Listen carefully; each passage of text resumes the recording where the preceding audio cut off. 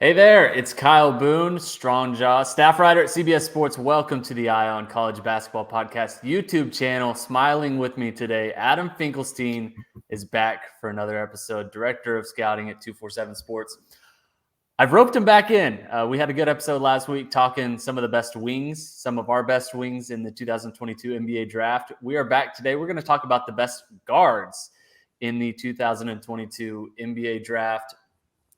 Smart folks out there obviously know who Adam is. He's director of scouting at 247 Sports, came from ESPN, where he scouted a ton of these prospects over the years, was responsible for ranking some of these prospects as well, even early in their high school career. So think he brings really good insight to this conversation.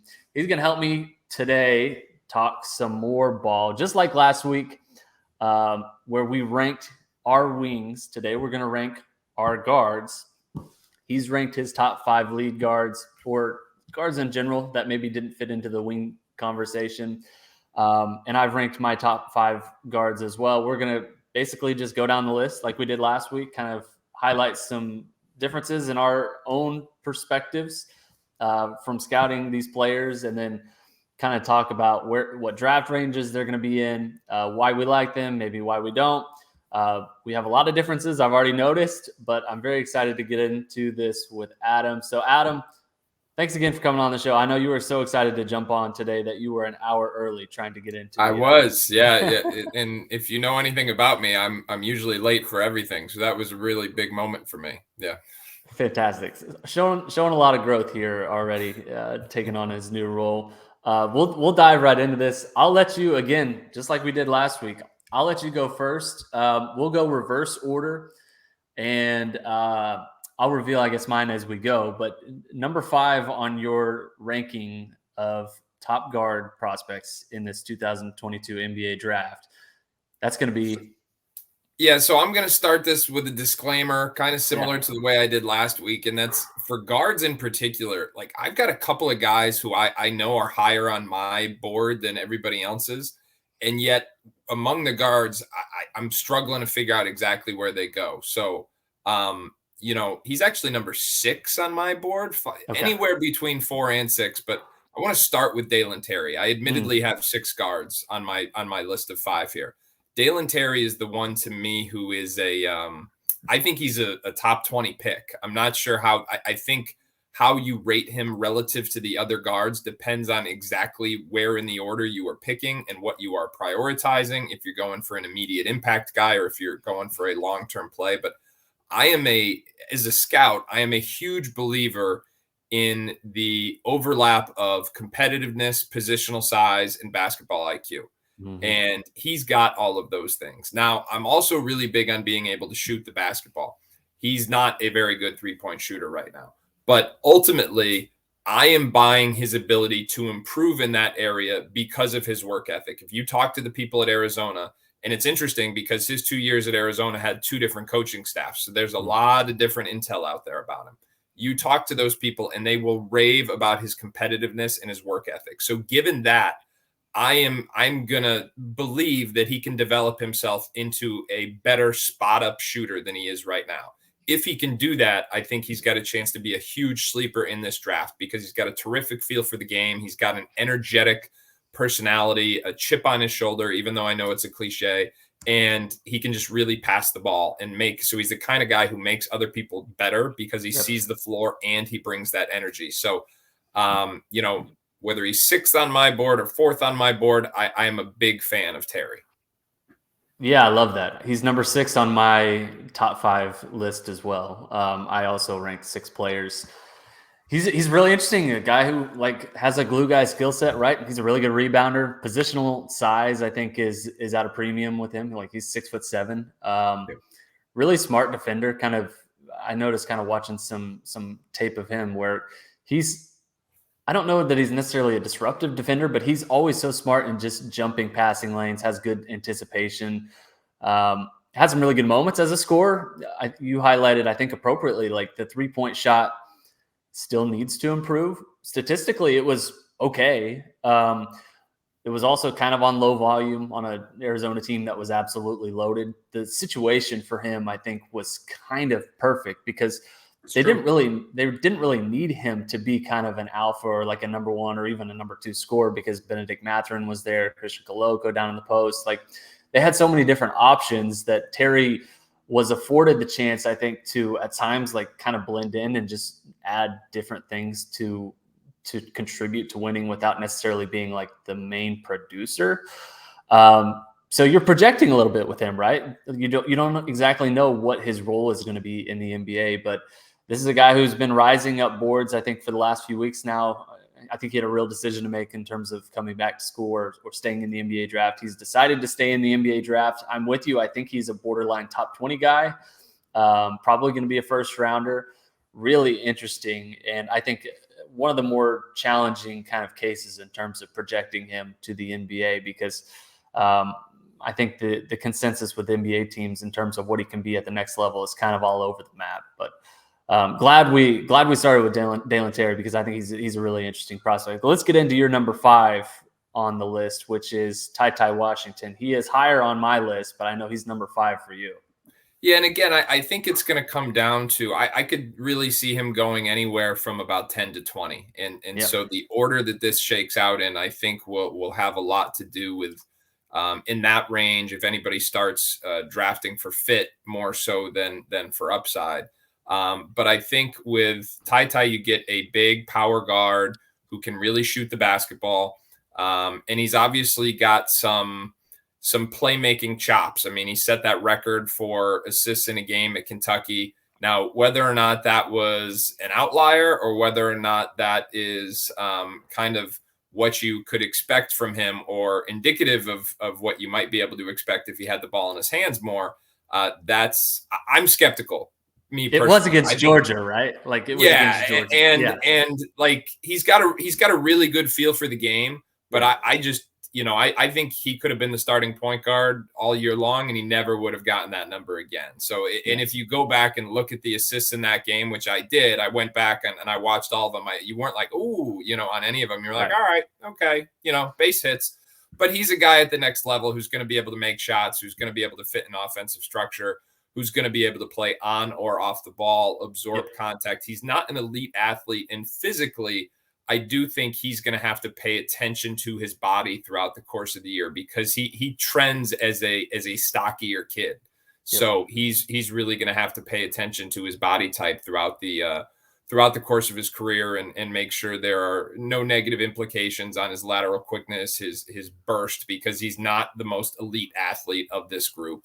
And that has implications on both ends of the floor. So he's 5 for me, but I do like him. I think he's a very solid NBA player because he can think the game. He's got a skill set for the game. He can shoot the basketball and provide spacing, which I think is the name of the game for complementary guards in today's NBA. Yeah, for sure. I have him number 2 on my list, so much higher. I have him as a top 10 guy. Top 10 guy on my big board. Look, okay. I like that. I'm buying that he can be like a true combo guard, like a 1.5 guard. Okay. Reminds me a little bit of Tyrese Maxey. He's not nearly as explosive as Tyrese Maxey, and I think that's a legitimate concern. But the same game, like he can take guys off the dribble. He's got a pretty good floater. He's obviously a threat shooting outside. We saw at Kentucky he played primarily off the ball, but I think he can play. Maybe not as a primary initiator, but a guy who can create and kind of run your offense a little bit. The passing, I don't think he's like an elite passer. I don't think he has elite vision, but I think he's a good and capable enough guy who can run the offense if you need him to.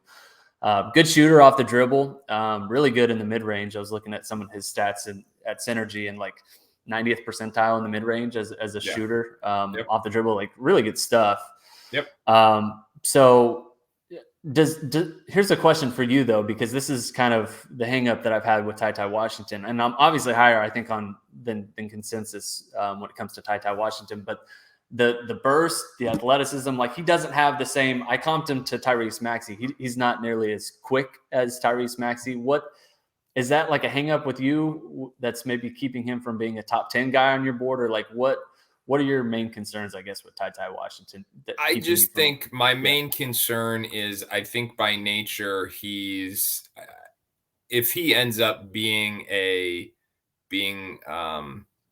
a primary playmaker. I project him as more of a secondary guy right now, a guy who can play pick and roll on the second side of the floor, a guy who can provide floor spacing on the second side of the floor, just a secondary guard who can play next to almost whoever you put next to him, because he can play on or off the ball. And to be fair, that's not a knock. I think that's a very valuable building block. But like, to me, a top 10 pick is, especially, nobody's talking top 5, I don't think, right? It's a little rich. Yeah. No. So, but like, I want to see some star potential, and I just don't know. He doesn't have enough of that for me in that range. No, I totally get that. I think top 5 would be a little bit rich. He's number 8. Just wanted to make sure. Yeah, no, I agree. I agree with that. And 8, even, I would admit, like, for me, I have him at 8 on the top 100. It's a little bit aggressive, but I think he's someone who I think is going to be a pretty safe prospect. And there's some teams that are picking in the lottery that I think will happily take safe prospect. Like the Pelicans, I think would be a really interesting fit because they need shooting. They need guard depth. So there's some interesting teams that I think would be very, very happy with TyTy Washington. And I can't imagine that he slips out of the lottery. He certainly could. But I think the floor that he brings as like a capable combo guard is very, very appealing. That's why I have him so high. Number 2 on my rankings here, number 8 on the big board. Let's see, number 4 on your guard list. That is Malachi Branham. Yep. I've got Malachi Branham. I am buying 2 things here. I'm buying the character and I'm buying the learning curve. I think that when you watch prospects for, you kind of take a step back, and instead of, you've heard me say this before, I think a lot of people watch these guys and watch them very closely for 8 months, the 8 months that they're playing college basketball.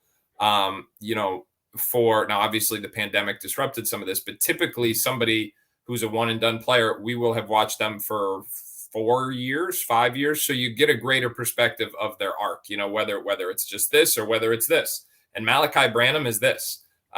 So to be clear, in high school, most people, myself included, considered him more of a combo forward, like an undersized wing who didn't really shoot it, had that big body, good length, would absorb contact, best in the open floor, going north to south with in the open court.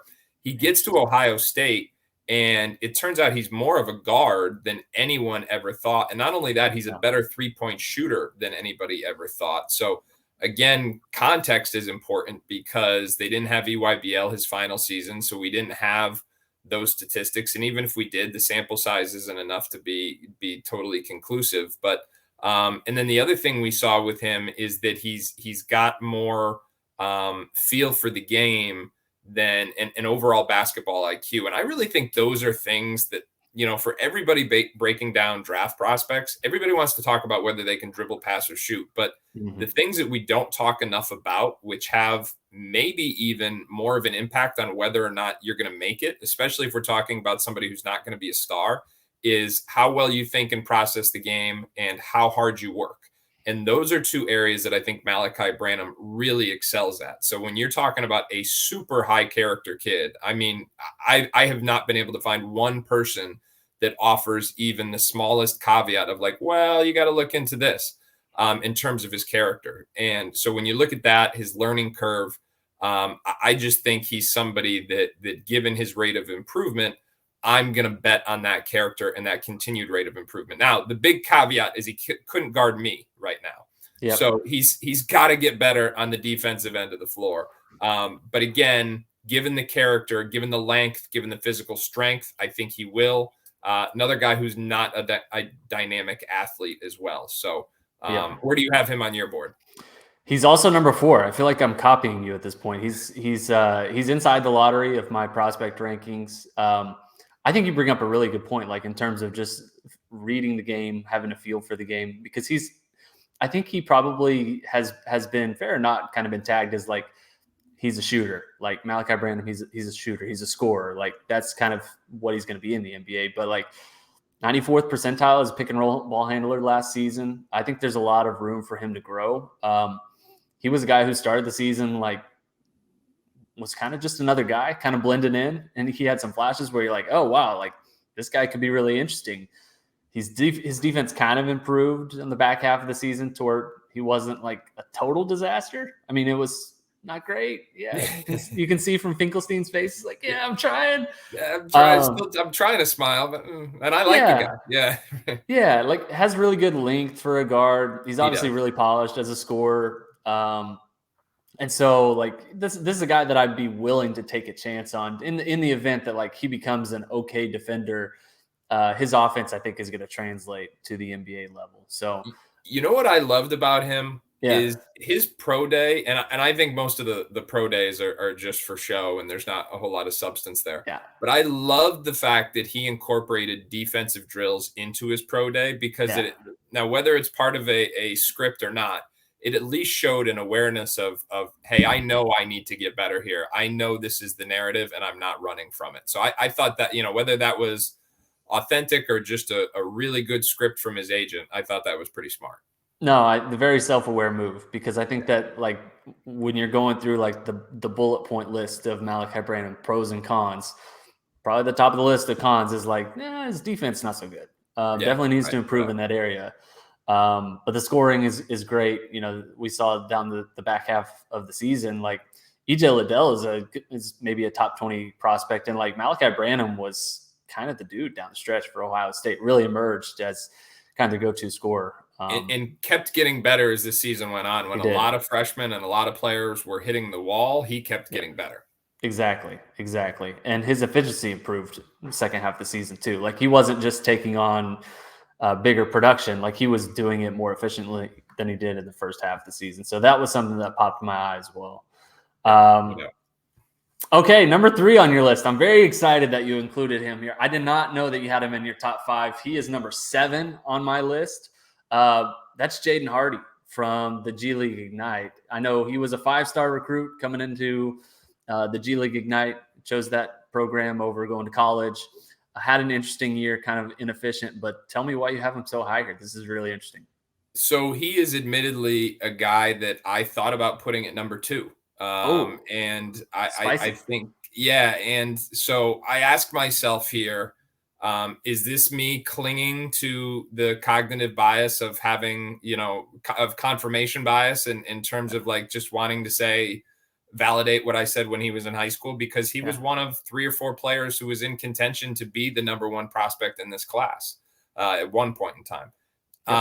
Now he goes to G League Ignite, did not have a great season, especially in the beginning part. Didn't play up to those expectations. He got better as the year went on, though.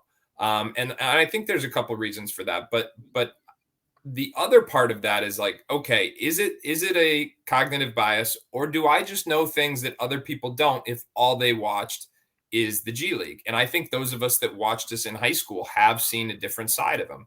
And the reason why he is so high on my board is because I don't know that there are many better microwave scorer type guard prospects in this draft. And I think he's got to, make sure that he's listening to the right people, playing the right way, not getting caught up in some of the distractions of who's the guy and all that nonsense, because I think that was part of the problem in the G League. But when it just comes to basketball, there's few people who can fill it up like he can in this draft. And I'm talking about creating space and shooting off the dribble and shooting with range. And that's something that I don't think people have a great appreciation for if you only watch the Ignite play this season. But I'm really buying him as someone who early in his career can come in off the bench and provide that instant type of offense, almost like a Jamal Crawford type. He doesn't have the same size and things like that, but that type of player who can create space, make shots, and just change the game with his ability to get buckets. I know that doesn't sound like a very nuanced analysis, but that is what this guy can do. And so I just think that, because the G League season didn't go as well as many expected, his stock is diminished in some people's eyes. And to me, I know the level of talent he has. I know the level of shot making he has. I know the ability to create space. I think ultimately he's a guy who's much better off the ball than on, and he should embrace that right now. But that is why I have him so high. I just think in today's NBA, if you can create space and you are highly skilled, you've got a role in today's NBA. Okay, I thought I was taking crazy pills with Jaden Hardy. That feels very like validating to me No, because to start the season, like I had him top 5, yeah. and thought that wasn't a crazy take at all. And he had a rough season with the G League Ignite. I refuse to drop him out of my first round. He's number 7 on the Oh list, yeah. but like number 24 on my top 100. Yeah. He's definitely, to me, still has a first round grade, and like he wasn't horrible. Like he wasn't great. The efficiency, I think, is probably maybe what gets him knocked the most. But like in he led G League Ignite in scoring. Like I think that's still And something I'm that saying he had a bad year. Yeah, right. yeah, Yeah. like, and that's something that maybe he didn't do it efficiently, right? And maybe that's a knock. But like the fact that he was able to lead that team in scoring, I think, is pretty impressive in its own right. And the fact that he can create separation too, like No doubt. that is absolutely a skill. That is not something that just like comes, like he can improve his efficiency, but like you can't really improve creating separation. You either can do that or you can't. And Jaden Hardy can do that. And so you're getting like you kind of mentioned, like a microwave scorer, someone who can really light it up and score it from every level on the basketball court. To me, that's really intriguing. I think smart teams late in the first round are going to be all over this guy as potential, developmental prospect who has some real potential. Reminds me of Kevin Porter Jr. a little bit, coming out of USC, just a guy Yep. who can create separation. Maybe the efficiency wasn't super great, but I like his scoring ability. I think that can translate to the NBA. Jaden Hardy has kind of that bag to him as well. Needs to improve, I think, some of the finer points on offense to be Yeah. kind of more diverse offensive weapon. But he's not, he's not Cam Thomas. Like he's not only a shooter. Like he has some jiggle to his game besides just Oh being yeah, a he can shooter. shake. Yeah. Yeah. Yep. So this is someone I'm glad we're highlighting because I think he's really interesting and probably going to end up being a first round pick, but someone who I think people have maybe given up on and don't think that's exactly right.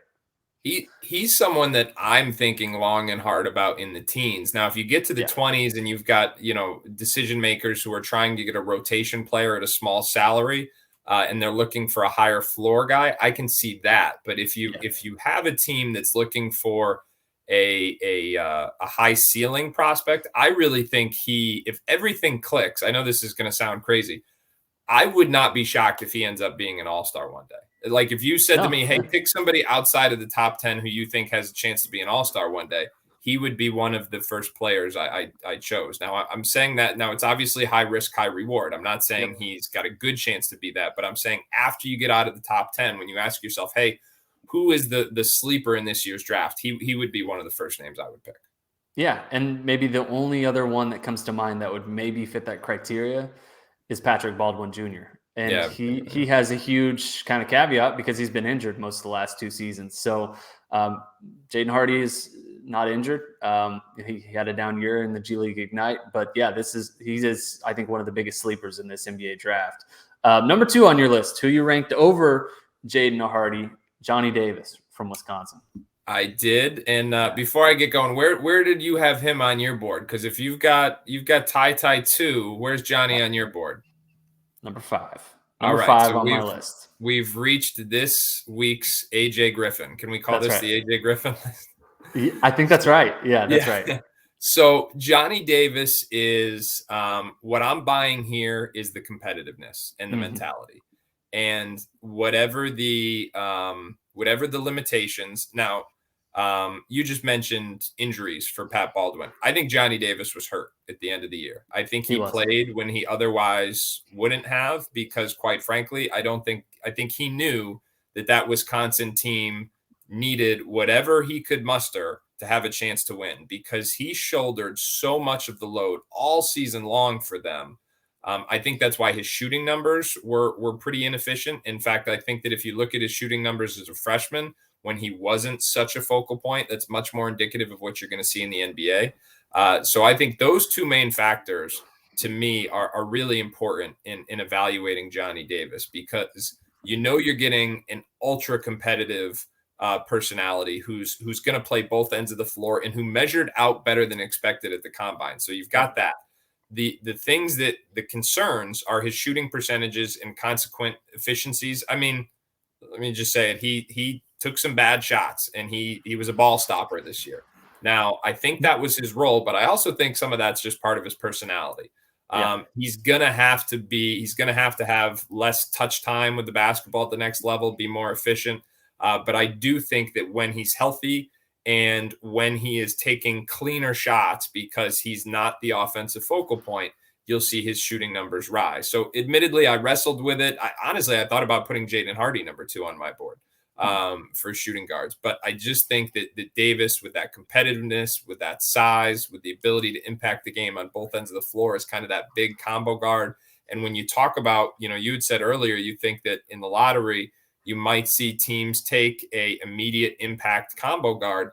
To me, there's few others on the board that are ready to contribute as much as Johnny Davis. Totally agree. Tell me why I'm wrong.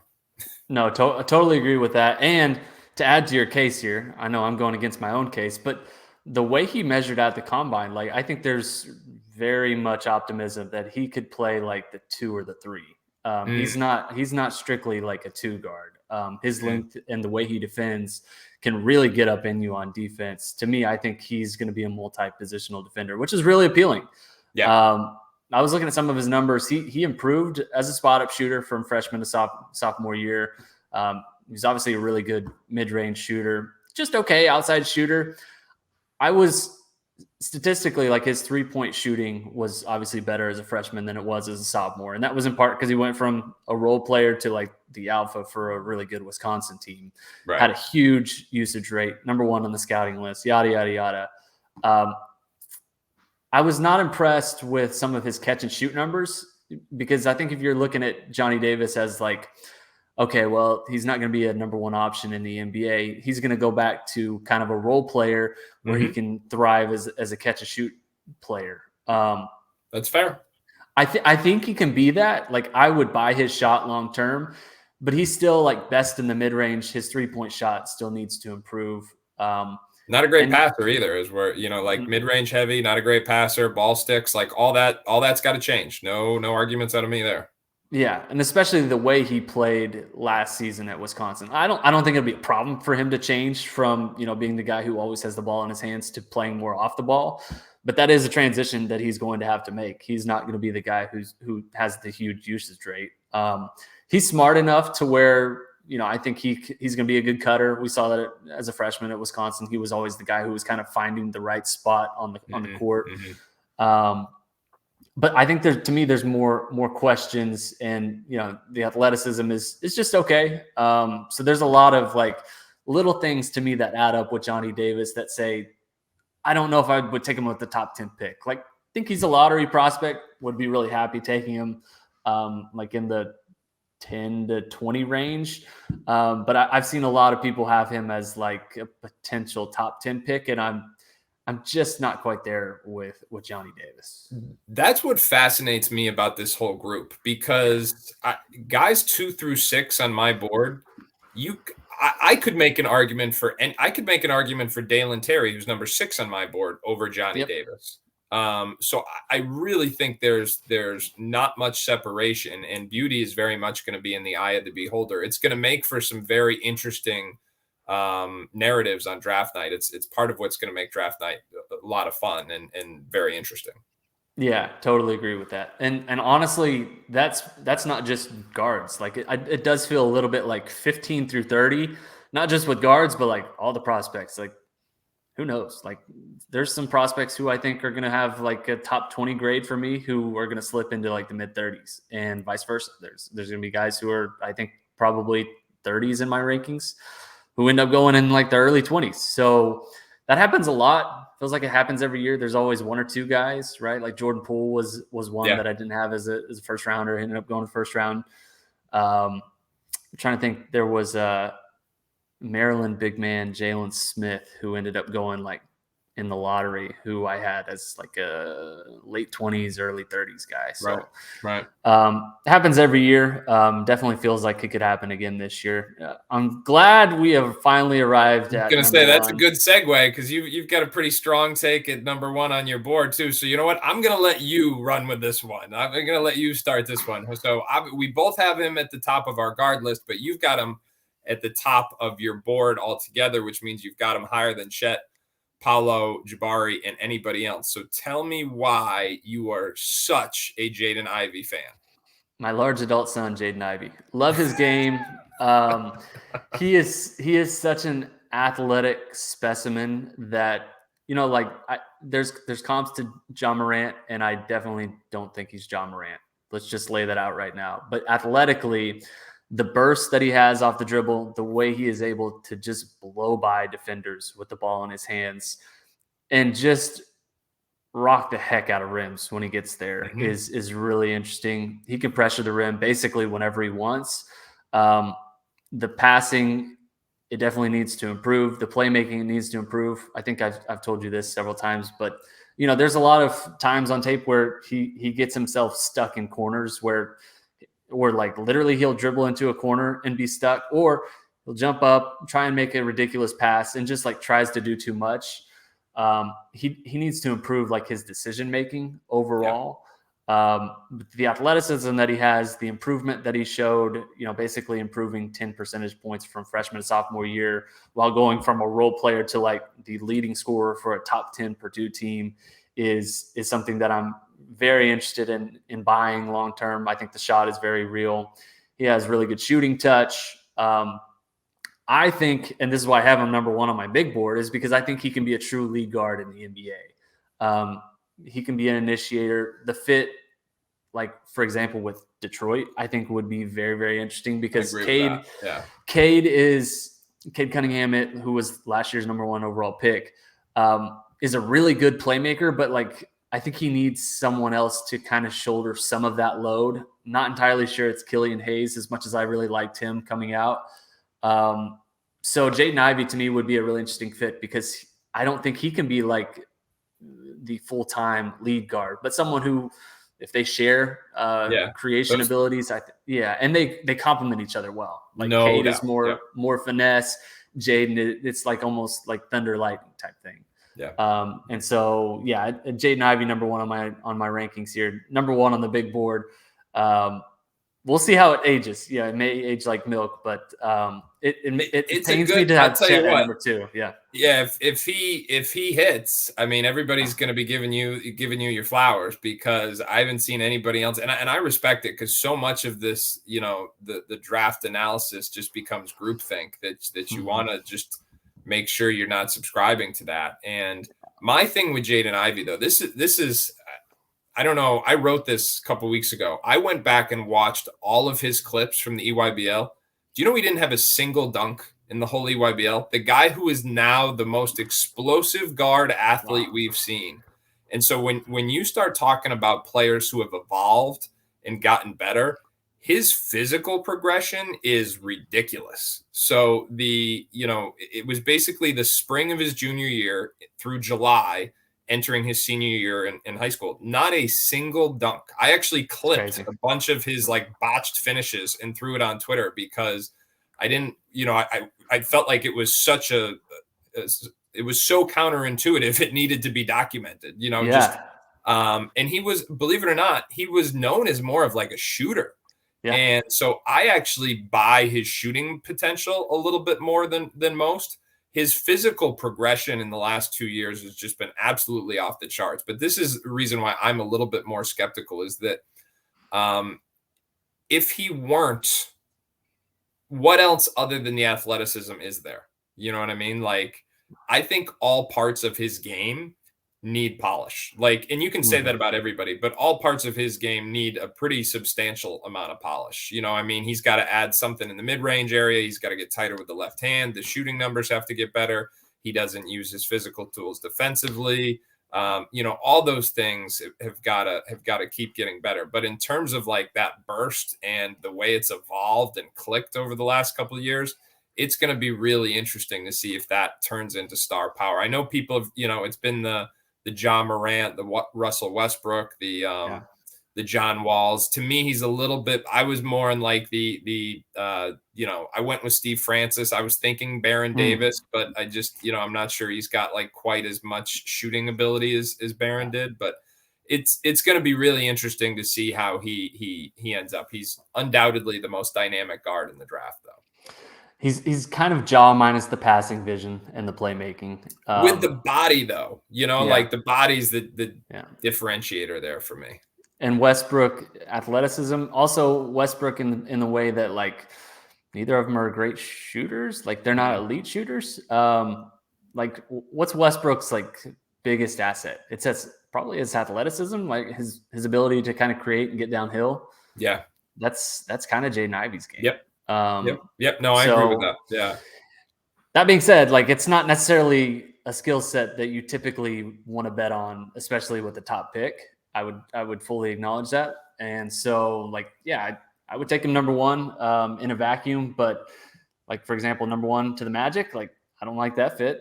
Number two to the Thunder with Giddey and SGA. Don't love that either. So I can see him sliding for those reasons. I can't imagine that he ends up going number one in this draft, but yeah, in a vacuum, number one on my big board, number one in the guards. Did we miss on anyone else? Did you want to mention anyone else on our guards? Those to me are the six guys. I know that in the I had talked about Dyson Daniels among the wings. I know you've got him as more of a guard. I think we agreed that if he hits his potential, he will evolve into a big guard. I don't think he's there yet, but he's certainly a guard prospect, so he's worth mentioning in this line of discussion. But I think to me, those are the six guards. And as I said, it's going to be really interesting because 2 through 6, in my mind, you could organize them any way you want. I'm higher on Jaden Hardy and Dalen Terry than most. But it's going to be, the fascinating thing about the draft is like everybody thinks they have it all figured out going into the draft every year. And then a year from now, we'll all realize that we were all wrong. And it's going to be fascinating to figure out like, well, why was it? Who was it that surprised us? Mm-hmm. And then 10 years from now, we'll really know what happened, but nobody will care anymore. So that's exactly. Yeah. Get your takes out now. I'm glad you mentioned Dyson Daniels. I had him number 3 on my list. But we talked about him a little bit on our wings rankings list. I think he's more of like a combo guard than a wing, but again, you're splitting hairs. I really like his playmaking and his passing. That's something that, to me, watching him really stuck out. Really good defender, really long. Someone who moved up to number 10 on my latest big board rankings at CBS Sports, which you can check out on cbssports.com. And that is it. That is all of our rankings for the guards today. Adam, thanks so much for your time. Thanks for tuning in all. Please subscribe to the Eye on College Basketball Podcast YouTube channel if you are not already subscribed. Really appreciate you guys doing that. Adam, appreciate your insight. This was fantastic. Hopefully we'll do this one more week. We are like 18 days away from the draft, right? Something like that. Yeah, it's the draft of the 4 men. We got to do the 4s. That's right. Yeah, we'll save that one for next week. That is going to be a beefy episode. So we will catch you guys next week. Same time, same place. Thanks for listening.